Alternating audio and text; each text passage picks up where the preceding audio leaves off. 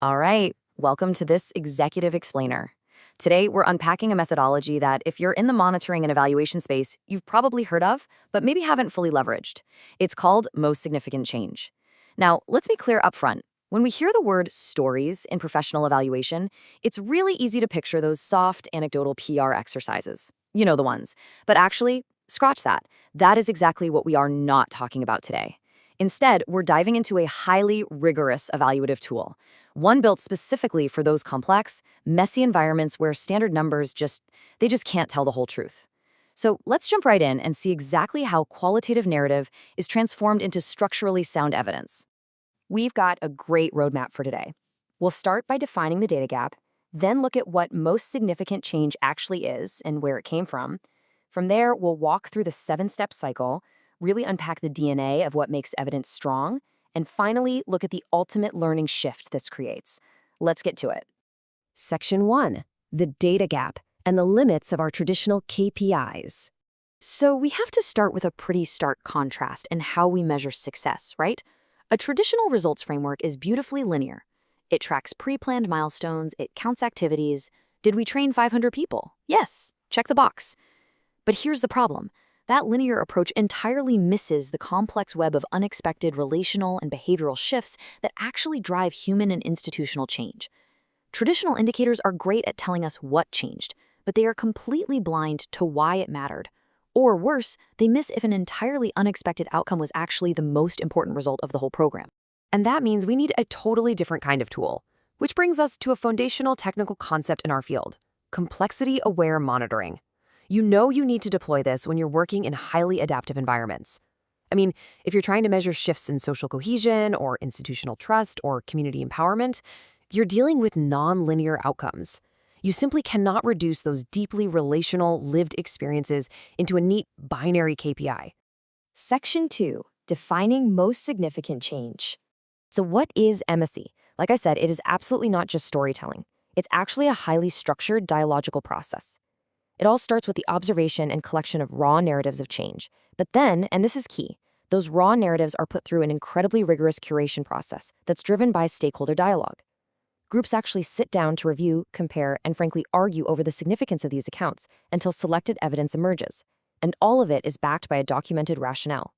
It's observation plus dialogue plus curation, and that equals profound organizational learning. Which inevitably brings up a really provocative strategic question for any evaluator or executive. How do we measure what we didn't plan for? Because think about it, if we only ever look for what we expected to find, we are going to completely miss the reality on the ground. Section 3. Let's look at the strategic origins and use cases for MSC. Let's anchor this historically for a second. MSC is not some new fad. Its genesis actually goes way back to 1994. It was developed by Rick Davies during his work with the Christian Commission for Development in Bangladesh.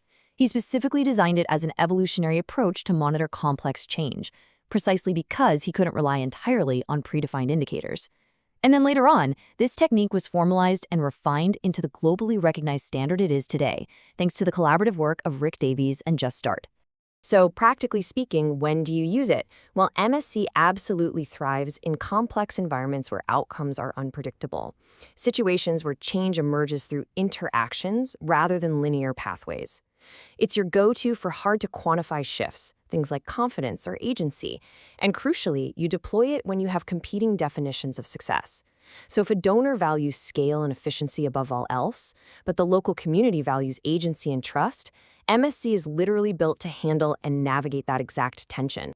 Section 4. The 7-step MSC cycle. Okay, the implementation flows systematically. You go from defining your purpose and setting broad domains of change, all the way to establishing the reporting period and collecting the stories themselves. But pay attention to step 5. The crucial pivot happens right here at selection. This is where stakeholders sit down and actively compare these stories to identify the most significant among them. And then they have to explicitly document their exact reasoning in step 6, before feeding those decisions back in step 7. Section 5. Let's talk about rigor and what we call the DNA of evidence. In the male world, a powerful story isn't necessarily an emotional one, it's a structurally sound one. It absolutely must stand on 4 pillars. First up, context. Who experienced this and under what conditions? Second, change. What is structurally or behaviorally different right now? Third, significance. Why does the storyteller actually deem this important? And finally, contribution. What precise role did the program play in this shift? If a narrative is missing these pillars, well, it's just an anecdote. But with them, it becomes rigorous, defensible data. It's vital that we recognize the difference in quality here. Let's look at a weak anecdote. Someone might say, the training was very useful and participants were happy. Okay, great. But that tells us literally nothing about impact. Now consider strong evidence. Following the training, the district committee introduced a monthly case review process.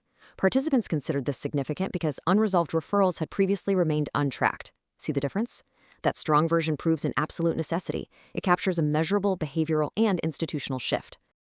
And to validate those strong stories, experts rely on contribution analysis. This is the level of professional evaluative inquiry we're talking about here. It is not just about blindly claiming credit. It's about assessing the precise role your program played alongside other actors in wider circumstances. It utilizes counterfactual thinking, asking, hey, what might have happened without our program? This is what ensures our evidence holds up to strict expert scrutiny. And this brings us to what I consider the analytical heart of the method, making differing values visible.